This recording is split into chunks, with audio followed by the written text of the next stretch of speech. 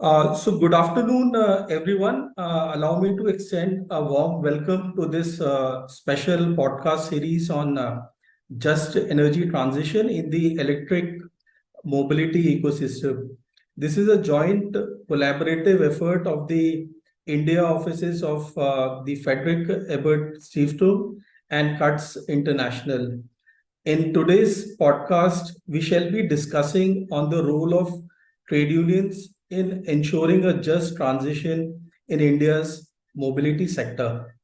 I am Anup Srivastava, Program Advisor at the Friedrich-Ebert-Stiftung India office, looking after the labor and industrial relations line of work.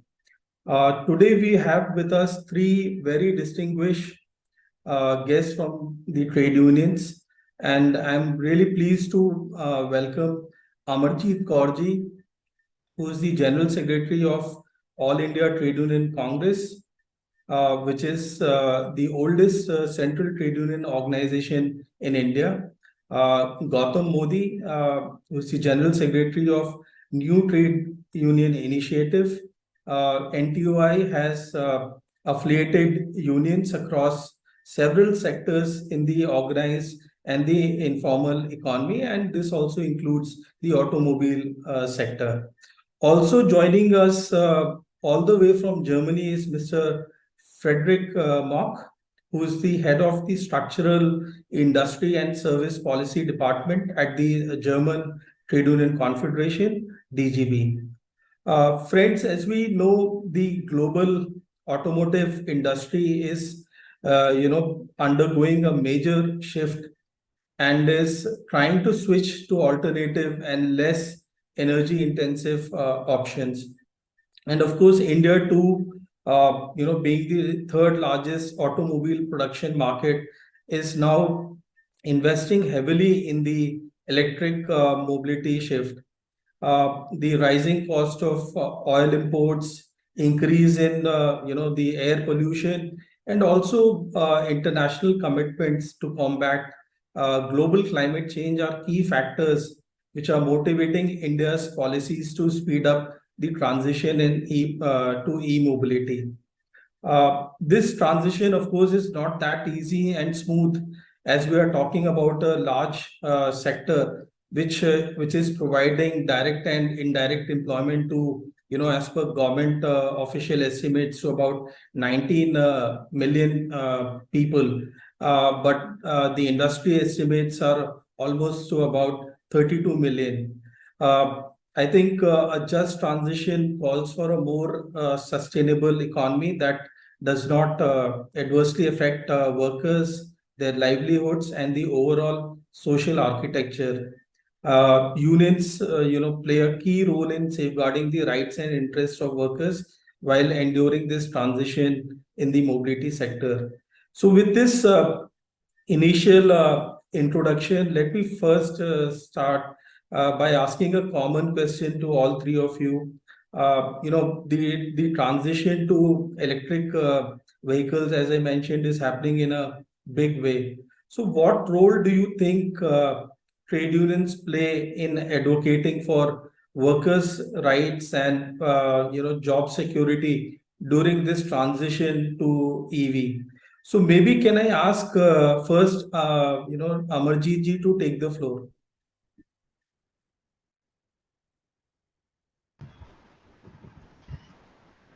Yes, Anup, with the change of science and technology, new innovations coming up, definitely that impact the workers who are engaged in a particular sector. With that change, they are supposed to upskill their, you see, for keeping their jobs and for getting into the market in the new places. That all is part of life. This has been going on for decades and rather centuries, how the innovations kept growing on. So that continues to be agenda of trade unions to see to it that the workers get integrated to the new job situations. uh, Role of trade unions is not to give them training. Role of trade unions is to unite them, organize them, unite them, and raise their issues for getting continued into the work situations, as well as a protection of their livelihood in some form, as well as social security to be guaranteed. Those who are into employer-employee relationship, naturally the question of wage negotiations and acceptance, all that comes. But those where it becomes a self-owned workers, but definitely their issues of social security, risks to their lives, occupational safety, health issues become very important, because they remain important for the regular employees, outsourced employees, contract employees, or even the self-owned workers who are called self-employed. Everybody is included into that, and that occupational safety health issue becomes universal, and the social security issue becomes universal. So from that point of view, those are the areas where we have to naturally immediately concentrate on. Secondly, when this new type of workers come up, then the issue of how to unionize them, how to make a collective of them, is a very big issue. If all those app-based workers who are coming up now, that kind of employment which is getting generated, the issue of employer-employee relationship is coming up. The issue of how to unionize them, there is no one workplace that they can be unionized. All those issues cropping. So first and foremost duty of the trade unions is to understand what the changes are taking place and who are the people losing jobs, and then how to make a collective of theirs and identify their problems. And after identification of problems, we see how to deal with employers, how to talk to the labor departments, how to talk to the policy makers for new changes to be brought about, for inclusions of theirs into the rights which exist for the workers already, and also coming up with new rights, new laws, new enactments to cover those who are the new type of workers entering into the job market. So those are the issues, and definitely it's important for us to understand how they will get new skill to remain in the situation of livelihood and the job for them. Uh, Right. then one has to identify those institutions which train them, and trade unions won't go and train them. We are supposed to demand from the policymakers and the governments, those who are running those institutions with the public money. We have Right. ITIs, we have polytechnics, we have technological training, further institutes other than this also. Then are they including those new areas when the upgrading is happening, or a new Right. kind of job is coming up? Right. Are they going with the very old syllabus, or are they including into these new work situations for upskilling the training of those, or the new worker who wants to join into a particular kind of a profession which is emerging? So Right. existing structures also, trade unions are supposed to look into the weaknesses of those, and look into how inclusion can happen. It Right. generates jobs at two levels. One is that even there itself, you will require a new type of a cadres for those trainings. And yes, simultaneously, you will be training the cadres who were there in a particular profession, but they need upskilling because of technological innovation. So that is another area where the trade unions are supposed to. And third thing which we think is that the difficulty which we are facing is there has to be continuity of tripartite discourse to come out with some kind of a collective Right. opinion. Right. But there we are failing. Right. Why? Because the present government is not, has abandoned in a way, I should say, the tripartite consultations. So when all these transitions are happening, no tripartite consultation has happened. India is has ratified Convention number 144, but Indian Labour Conference has not happened in India for last 8 years. So those are the places where we can collectively as trade unions, along with other two components in that tripartite body, we could come up, and so much changes are happening. This just transition is being discussed. Not only this, even in coal sector on this climate question and other things. And now these transition where app-based applications are also there, and electric vehicles are coming. But nowhere, no scope anywhere to negotiate or to discuss or to put forth our viewpoints as far Yeah, as yeah. tripartism is concerned. I think the point is well taken, Amarjeet ji. Maybe Gautam, I think that was a elaborate submission from Amarjeet ji. Maybe if you want to add something to that perspective.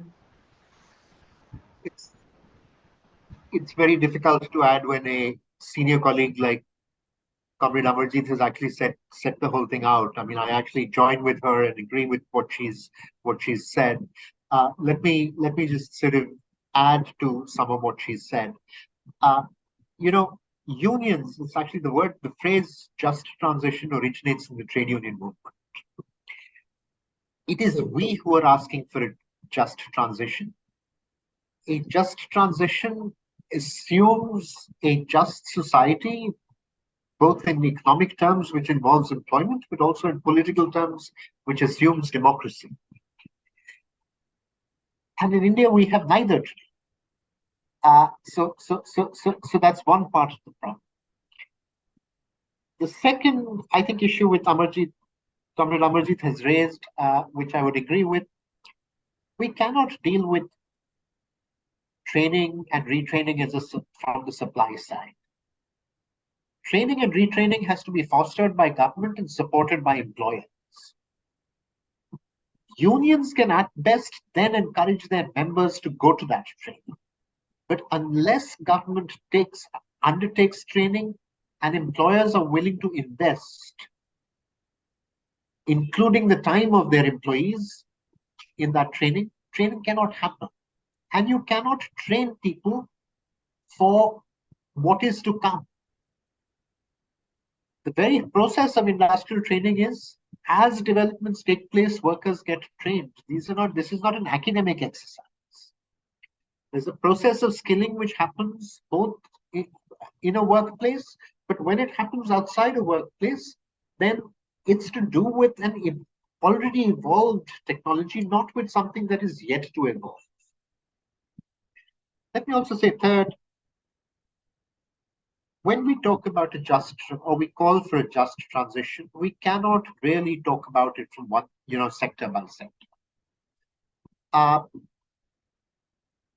If we want to talk about electrical vehicles, then we start, where in the global supply chain do we start? When we're talking about the ecological crisis, what we're addressing is a crisis that affects the very survival of humanity. And if we're talking about EVs, then we must start with where the battery, where the minerals for the battery and other things come from. And we should really start this discussion from how mining is happening in the Democratic Republic of Congo. Are we really going to build a just globe in this phase of human life? I don't think unions can say we encourage EVs. What kind of EVs do we? What is the electrical vehicle that is being advanced in our country? The electrical vehicle that is being advanced in India is either the very low-end public transport that actually has a very high environmental cost of demobilization, or the very expensive imported high-end SUV, which comes in its electric version. So when we talk of electric, we have to look at a range of things, including where the electricity is going to come from. So we'd fall short if we jump into the electric vehicle question. But in a global sense, we have to look at something larger, also how multinationals are conditioning themselves. In the course of the last 3 years, right in the midst of the pandemic, two large global automobile manufacturers, General Motors and Ford, actually quit India. And now we realize, as we look back, they quit not because they were necessarily not making profits in India, but they did not want to invest in the environmental transition, over 20,000 jobs have been lost, not in the name of not in the name of the environmental transition, but because companies want to invest elsewhere, but not in one particular country. So talking about a just transition cannot be about, getting to net zero calculation sector by sector or company by company, or even country by country. It has to come through a new global compact, Right. where Right. workers and workers' rights have an important place around the table. Yeah. So, thank you so much, Gautam, for that input.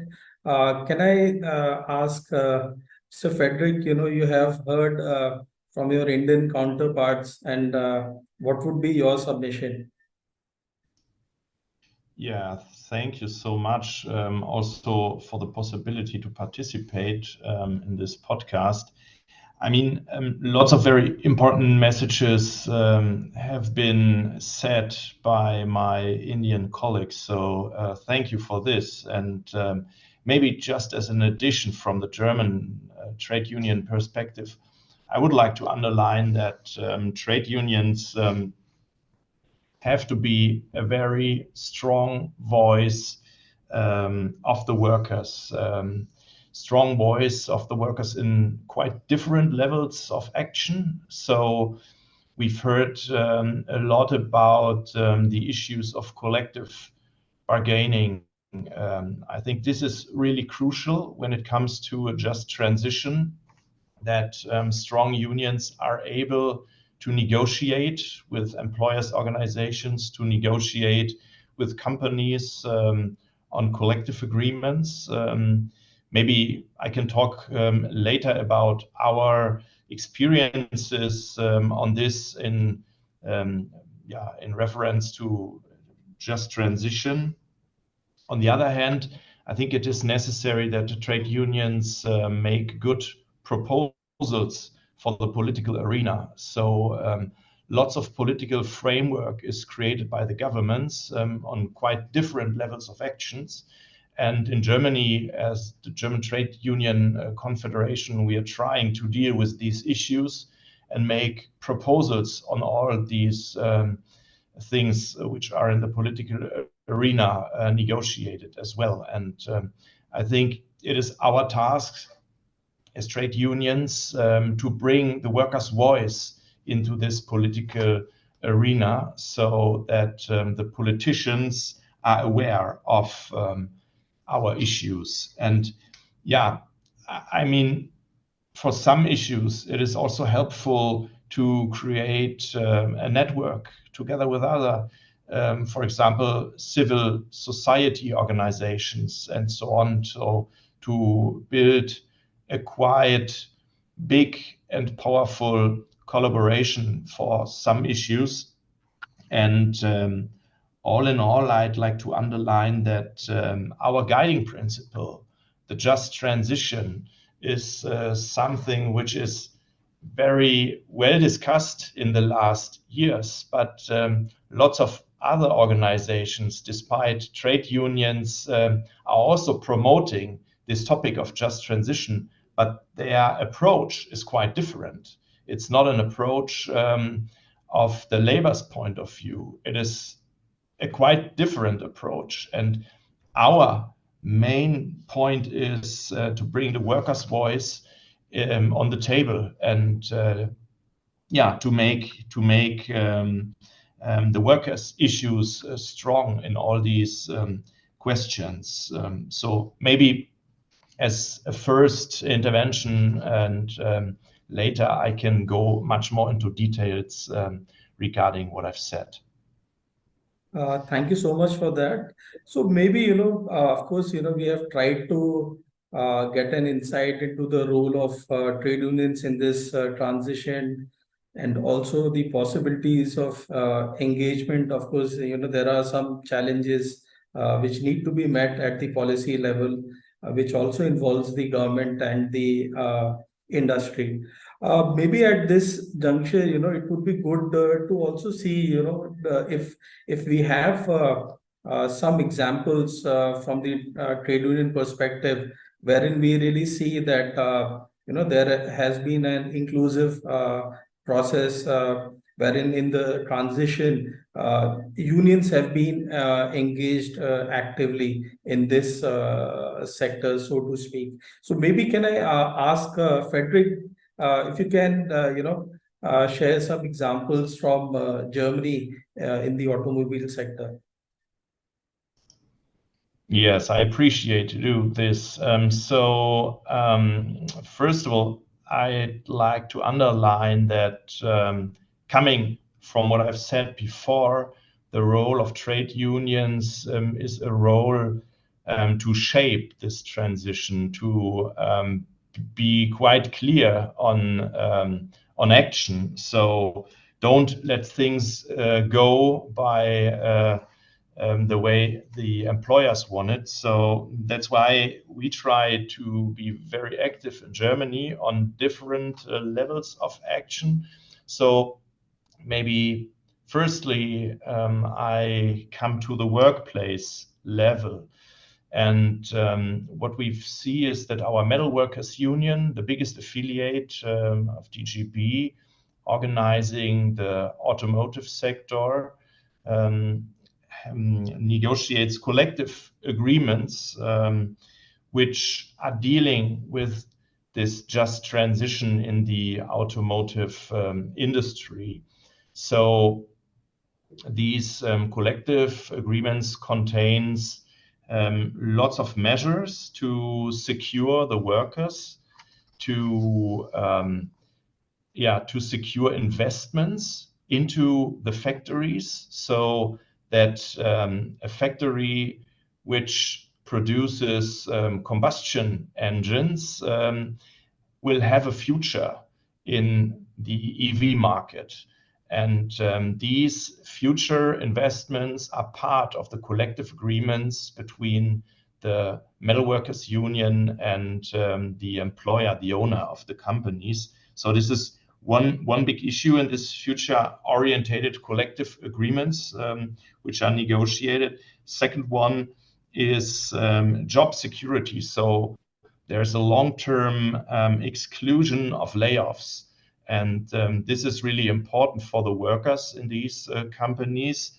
And thirdly, it is also important to talk about qualification measures. So the third big thing in this collective agreements are qualification measures, further training for the employees to adapt to the changing of work processes in the factory when it comes to electric vehicles. And the trade unions are involved in this process, are giving advice, and the employers have to organize these qualification measures so that the workers are retrained. So this is an example from the workplace level. Maybe to give you a second example when it comes to the transition in a whole region. I mean, in Germany, we have the situation that there are some regions with a very high density of car producers, of suppliers, and this whole business network of the car industry. And for these regions, it is really crucial when it comes to the transition in the car industry, because lots of jobs in these regions are related to the car industry, and it is more or less the core of welfare. And when it comes to the transition, and when it comes to new mobility issues, these regions are really highly affected by the transformation of the automotive industry. And that's why our workers in these regions are aware on action. So the Metal Workers Union has installed some kind of transition networks, councils who are dealing with the transition on the regional level. So to form networks between companies, between work councils, between the workers, So trying to bring different stakeholders together and to discuss about the changes which we are facing, because we believe that it is important to have also such a social dialogue on the regional level to talk about measures to shape the regional transition. So out of these transition networks, good ideas are created. For example, some kind of cooperation projects, innovation hubs. So trying to implement new ideas for new value creation in these regions, and also bring research and development agencies into this process to get ideas for new business opportunities, and for us, for new workplaces which are needed for the workers in future. And the third level of action, to which I would like to give you an example, is the governmental level. So the federal governmental level in Germany. There are also some stakeholder dialogues, a social dialogue which is organized from the federal government in Germany together with the trade unions and the employer organizations. It's called Alliance for Transformation. And this Alliance for Transformation is working on very strategic issues shaping the transition in Germany in general. So, for example, it is discussed the industrial transition, technological developments, and also how to secure skilled workers for the transition, talking about the regional structural change in different areas of Germany. And for us, the goal is a joint view of the upcoming changes and to establish a reliable social partnership as a big asset to find resilient solutions. I mean, there are also big controversies between the employers and the trade unions, no doubt. But this social dialogue gives us the opportunity to find also common solutions and to make sure that the workers' voices are on the table. Yeah, thank you so much for that insight, especially, with regard to the metal workers unions, their led initiatives and how they are incorporating such a transition within their collective agreements is something very noteworthy. When we talk about just transition, one of the major issues, I think, which Amarji ji mentioned in her initial comments as well, was about how do we meet the skilling requirements, the transition which is going to take place in the sector, moving on to the EV. There is, of course, skilling requirements for the workers. So, do you foresee, the possibilities, because you have unions at the workplace, and do you see there are possibilities of, engaging in skill development and training programs at the plant level itself, or even within the industry, collaboration with the employers association? So basically, how to ensure that the workers who are there, they can be equipped with the necessary knowledge and information for them to, to remain employable within the EV industry. So maybe can I ask Amarjeet ji, maybe to make an intervention? Yes. Anup, two, three things before that I would like to say. One is that there is a system of safety net when you talk of developed nations. So anybody losing job, at least there is a safety net. You will not be starving. But in Indian conditions, as soon as you lose your job, your livelihood, there is no safety net. That's one thing. And presently, the Social Security Code, which is proposed in India, is exclusive in nature. Instead of making it inclusive, they have made it exclusive. It talks of any institutions and other places 10 and above. So a vast majority of workforce in India is excluded from that kind of a definition. So there is no safety net, and now when we are talking of social security coverage to everybody, to all workforce, there we find it is exclusive in nature. Third thing which I want to say is that there used to be a body in India, which was whenever technological changes are taking place, there used to be regular consultations with the trade unions. There was a body like this. For last 11, 12 years, that body has not met. It met before this present regime came to power. And after that, that body had its age. It is supposed to be reconstituted. The present government never reconstituted it, never had its meeting. That was at least one place where employees, government and employees used to be together, ultimately to discuss what kind of changes are coming and how to see to it that the workforce is trained. So on-job training is a system in India, but even that is not happening now. No discussions, consultations of any kind of a tripartite body which was there.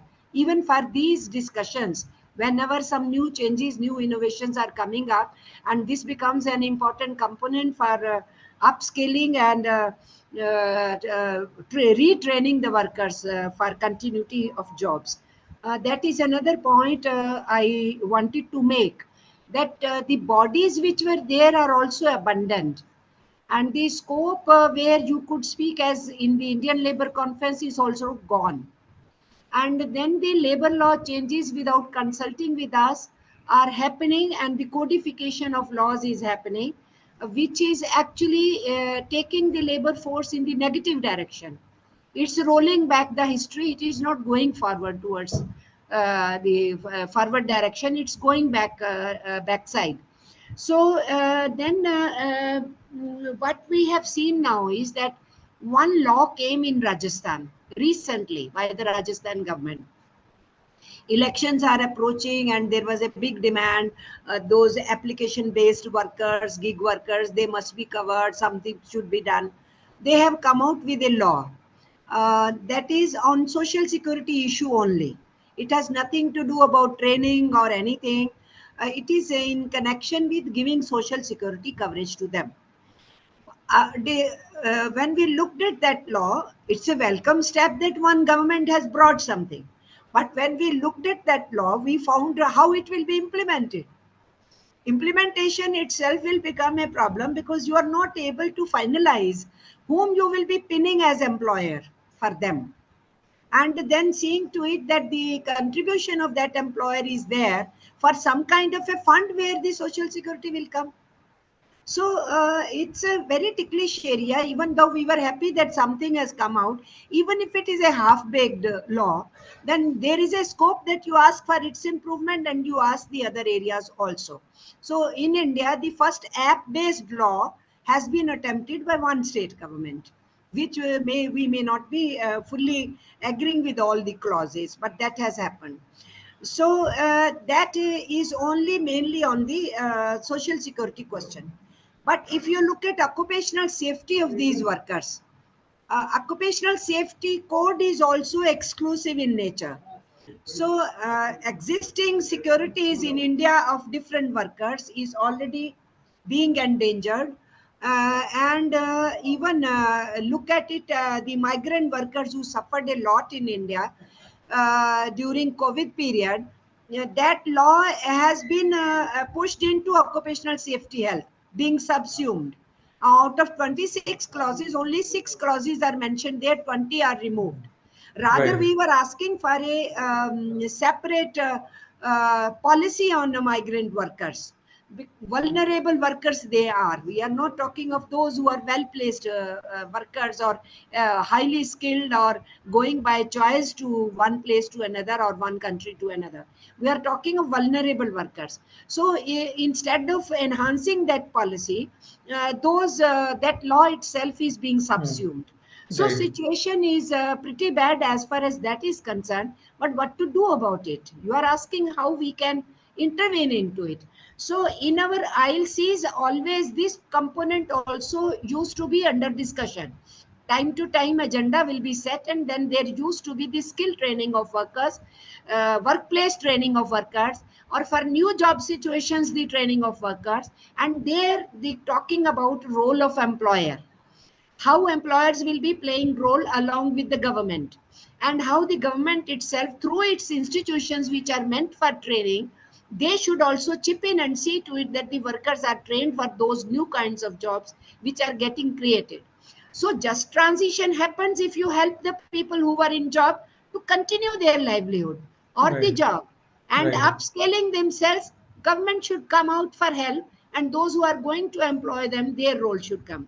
But what is happening is that now they are keeping apprentices. Apprentice law is changed in India, and they have removed all the limits. Now apprentice is not a worker, and I as a trade unionist cannot unionize them. They are neither workers, they are not covered by any law. And but there were limits that you can have so much percentage of apprentice out of your total workforce. There was a condition on employers, and you can keep for a particular time, and then you will be absorbing some, and others will go and find out jobs in the new places. But now all those limits have been removed. Now these people who will get trained in 4 months, 6 months or something like that will continue as apprentice and doing production for the benefit and profits of the employer Right. without any labor rights. So Right. these things are happening.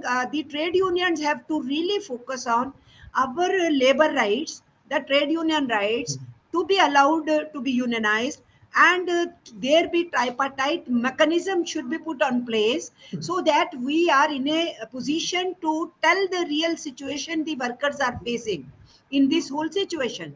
So just transition is not happening, but just transition should happen, and that is where the trade unions have major role to play, and this has to be recognized by the governance at all India level and at the state level. Until and unless Right. they realize, until and unless employers realize, then the role of trade unions will not find a place over there for getting justice to our workers in these transition situations. We are Right. finding it in coal sector also. We are finding it in this also, in Ola, Uber, in Zomato, Swiggy workers. Everywhere we are finding these problems, and nobody is ready to take onus. And naturally, we want to unionize them. We have our unions in auto industry. We do have unions now founded even IT sector. Now we do have unions now attempted in gig workers also. But then where to place those demands?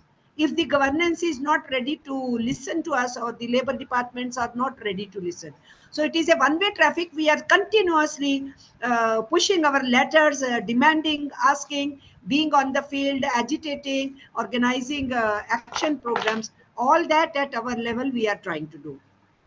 Thank you, Amarjeet ji, for sharing those, very practical insights. Maybe very quickly, if Frederick, if you want to share what exactly, how you are dealing with this, skill development and training for this transition, to the EV industry in the automobile sector. So very briefly, if you want to mention, how you're doing that in Germany. Yeah, thank you. Maybe first of all, give me the chance to underline one thing. I think what we've heard so far is that the situation in India and Germany is quite different, and it is not comparable. No, I think the intention is also not to just compare, it was also to share experiences. Yes. Yeah, but Yes. yeah, one thing which is crucial from my side is that in Germany, the trade unions demanded a very strong supply chain due diligence act, so that when German companies are working in quite different countries all over the world, that they are committed to labor rights. And this is, I think, one point which is very important from the German trade unions perspective, that German companies, for example, also working in India, investing in India, have collaborations with India, are committed to labor rights and to labor-related progress. And I think this is something which is important. Okay, coming back to the question of the skill development and the training programs. I mean, in Germany, we have this dual training and this dual training program. So after school, you can be trained in a company and also in a school on a specific job, and you get skills for this job. And I think that this dual educational system is a very good thing from our point of view, as a first start to get into the world of work when you're young. And later on, it is necessary that your skills are developing. Lifelong learning is something which is promoted also by the trade unions due to technological progress. And that's why the trade unions in Germany are trying to work together with the employers' organizations on these issues. So these kind of social dialogue on these issues. Inside the companies, there are collective agreements on retraining, and we are demanding that the work councils, the workers' representatives inside the companies, have the right to demand specific courses for the workers in a company, because we see at the moment big changes. We see that the level of skills is increasing, so it is necessary that workers are able to cover and to deal with this challenging situation. So that's why we want to force the employer organizations to pay for educational training in these situations. And maybe one good example from the mechanical industry in Germany, there is a project established between the trade unions and the employer organizations. And out of this program, a training program is implemented, and so-called transition experts are established in the companies, promoting retraining in the companies. And what we see is that this works very well.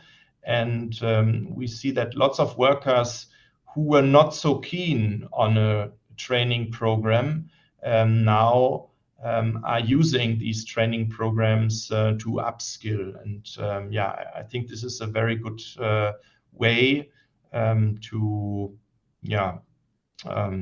give workers a chance to participate in this technological progress and in this transition process.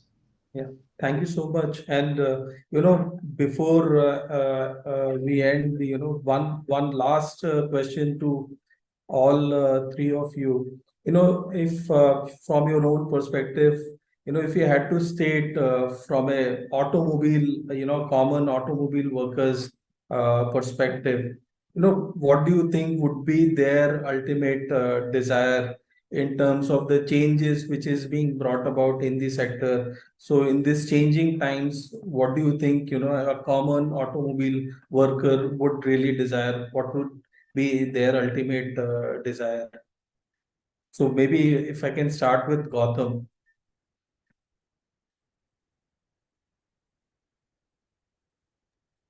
The German law on due diligence is a welcome step. It's a big increment from the already existing French law, or an advance from the existing French law. And of course, I think every trade union across the world that unionizes in a German company is going to be looking at that with good reason. And of course, we're talking to each other and we're talking with the German unions. But if I can just speak to that for a moment, this shouldn't be seen as the ultimate instrument, but one that helps us travel the road further, bringing about an ILO convention on decent work in the global supply chain. In a sense, both the French law and the German law are a result of that campaign and that struggle. The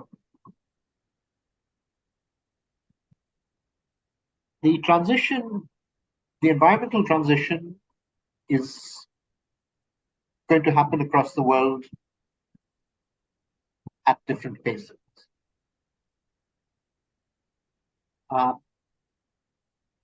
It's not going to be uniform, nor are we seeking that it be a uniform transition, because we do believe that countries like ours that need to develop their productive forces somewhat more in order to defeat poverty and exploitation need a little more space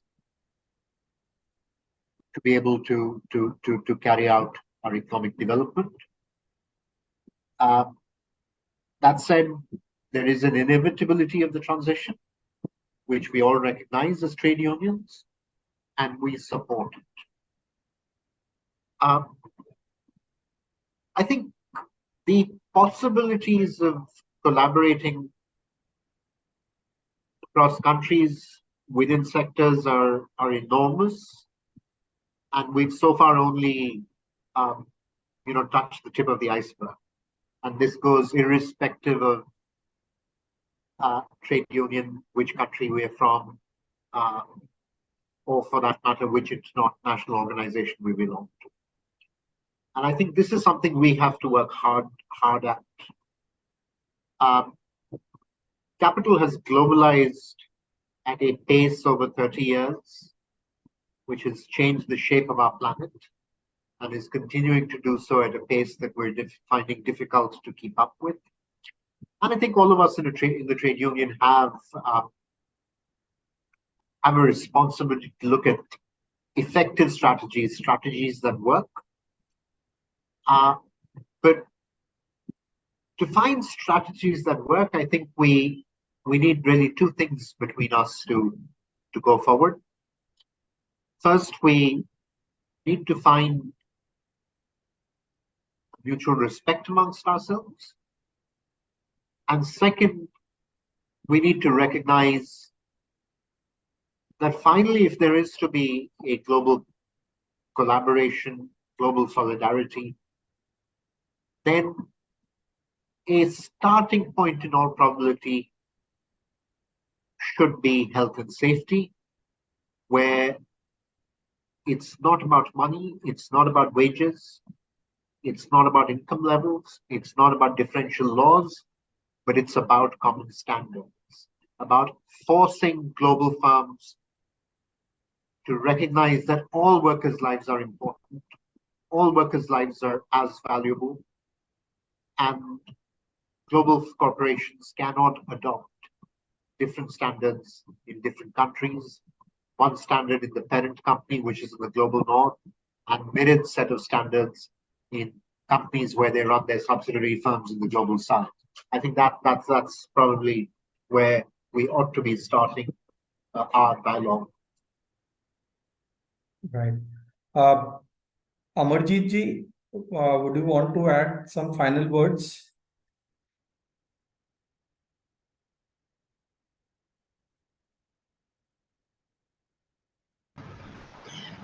Yes, Anup, what we have been seeing is that the only platform where sometimes we are getting collected tripartite is whenever ILO calls the meeting. Because our ILC is not working, but many a times it is only the platform being provided by ILO. So naturally, ILO has taken up some exercises on these issues also, where we could place our viewpoint also. But then that doesn't help until and unless we are in a position directly with the government in ILC process that we could put forth our viewpoints. That's one thing. So we have to work on that and collectively raise our voices as far as that is concerned. That is the place where employers will be available to us, and we can ask government at the policy level, we can press upon our issues. Secondly, what I found is this productivity council was there in India at national level and in the state levels. That body has been weakened, and very badly it has been weakened for last 7-8 years. That's where you could discuss about what is happening as far as productivity in India is concerned, and then how the trade unions are viewing on it. Third thing is that new conventions have been adopted by ILO session on occupational safety. So in fundamental principles of rights at work, those two conventions are added into that. So we will have to, in the coming days, to see to it that they get ratified in India, those conventions, and appropriate laws are brought. And keeping that in mind, our occupational safety health code has to be abandoned immediately and totally, because it is in contradiction and contravention of international labor standards as well as on this FPRW. Because safety will be quite a serious issue if we have to look at these workers. This will continue to be as it was always. Now, unionization in those areas, the area which you are talking about, just transition, especially in the motor vehicles you are talking about, our process of unionization have to be strengthened more. Awareness of those workers, then we, from workers only, we can understand if they want to shift their job profile or not. If they want to continue with that job profile only, then our strategy will be to see to it how they get into job. Our experience is that all those collaborations which happened in India, the foreign companies, multinational companies, along with some Indian company or the foreign company itself in India, they don't respect our labor laws. And we have seen how our workers are thrown out when they try to unionize. We fought back and we succeeded in substantiating those unions. That is a different issue. But in every new company, and in this transition to electric, many foreign companies are going to come to India, and they will be working in collaboration with some companies or directly coming. So then if they will not be following the labor laws over here, whatever little still we have, then if they will not respect our constitutional rights, democratic rights of unionizing, because unions are the only place where the workers can voice and unions can fight for them. So that will also will be an area where we will have to be very watchful. Right, right. But how from our past experience we see to it that the process of unionization, even in these new companies which come up, that doesn't go. And we are also looking forward, definitely trying to talk to various state governments, because several of the skill training institutes giving degrees or certificates are with the state governments. All Right. India is one body, AICTE, but they take certification from that All India body, but they function at state level. So through state governments, for training component and reskilling and upgrading of their skills, that becomes a part of syllabus, curriculum, and everything, that Right. state level interventions we will also have to think.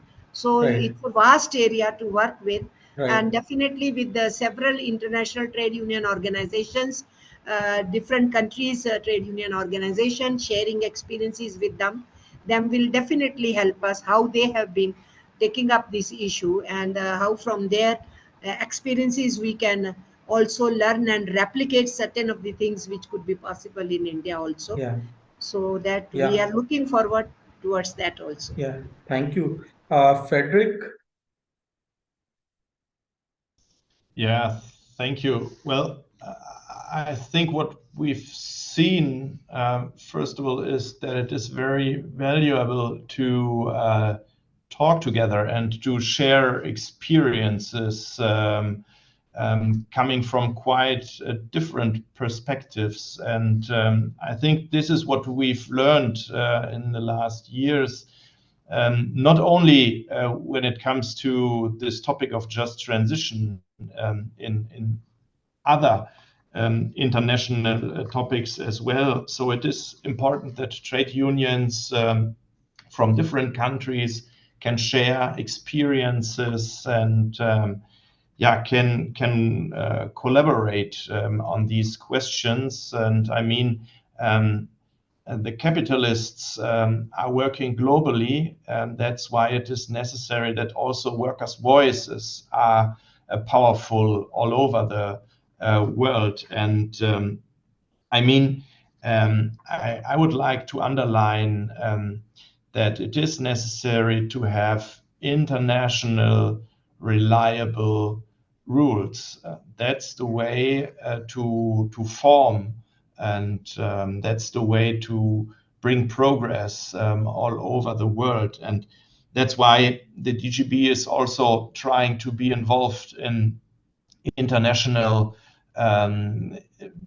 international negotiations. For example, the climate negotiations, ILO was mentioned. I think this is necessary that trade unions are on the table when it comes to the negotiations of international rules.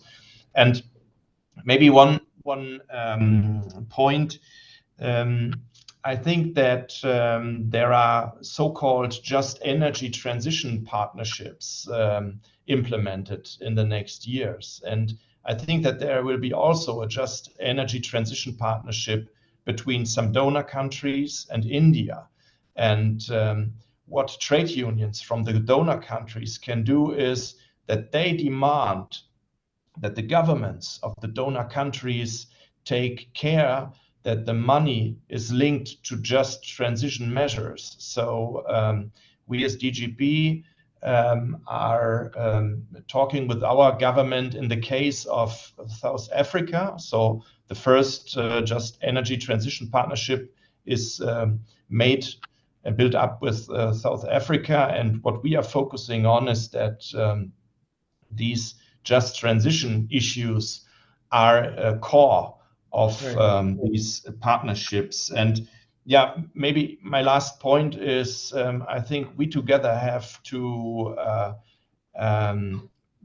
be very clear and powerful, because just transition is about to improve the working and the living conditions of the working people. And that's why it is so important for us as trade unions. I think, for sure, we have to endure a major shift in the automobile sector in the foreseeable future. And unions are very integral to this transition if we have to make this transition a just transition. Thank you once again for your time and your participation. Thanks.